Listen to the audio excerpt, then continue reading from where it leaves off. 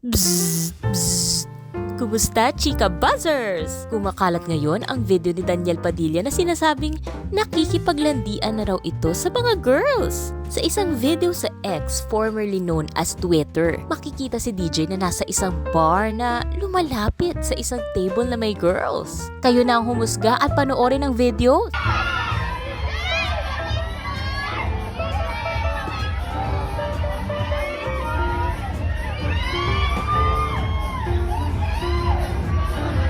Tila kilig na kilig naman ang mga kababaihan habang papalapit sa kanila si Daniel. Habang si DJ naman, in-approach yung isang babae at hinawakan pa ito. May bouncer din sa pangyayaring ito na tinabantay dito sa mga maaaring mangyari. Pero bago pa man humaba pa yung kaganapan at mapunta pa sa kung ano ang sitwasyon, hinila si Daniel ng kaibigan niyang si Joe Vargas at nilayo sa table ng mga chicks. Makikita ang tumatawa lang yung dalawang magkaibigan habang papalayo sa table. Good times lang ba ito at ini-enjoy lang ni DJ ang moment ng pagiging single?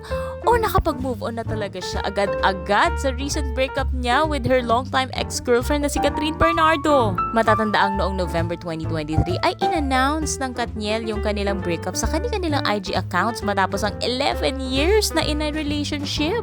Marami yung nalungkot sa pangyayaring ito dahil napakatagal na ngang magkarelasyon ng dalawa at couple goals pa nga sila ng karamihan. Chapter closed. I hope this finally helps all of us move forward. I won't be entertaining questions regarding this anymore.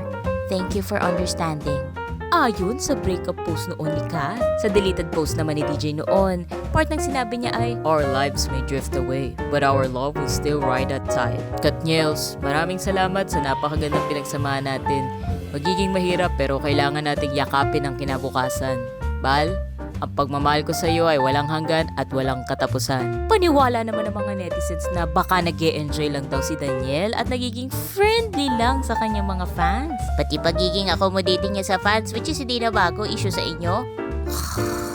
Sabi ng isang ex-user.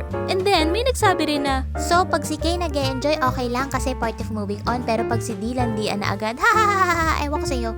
matatanda ang kumalat din ng videos ng pictures ni Catherine Bernardo na tumatagay kasama ang kanyang mga kaibigan sa isang beach trip. Ito raw ay parte ng moving on phase ng dalaga. Anong masasabi nyo rito, Chika Buzzers? Psst, psst. Paglalandi na ba agad ang ginagawa sa video ni DJ? At kung totoo man ito, hindi ba't single naman siya at allowed siyang gawin ang gusto niyang gawin? O too soon na ba para gawin niya nga ito? I-comment mo na ang reaction mo rito mga Chika Buzzers and don't forget to follow, like, and subscribe for more updates. Bzz, bzz.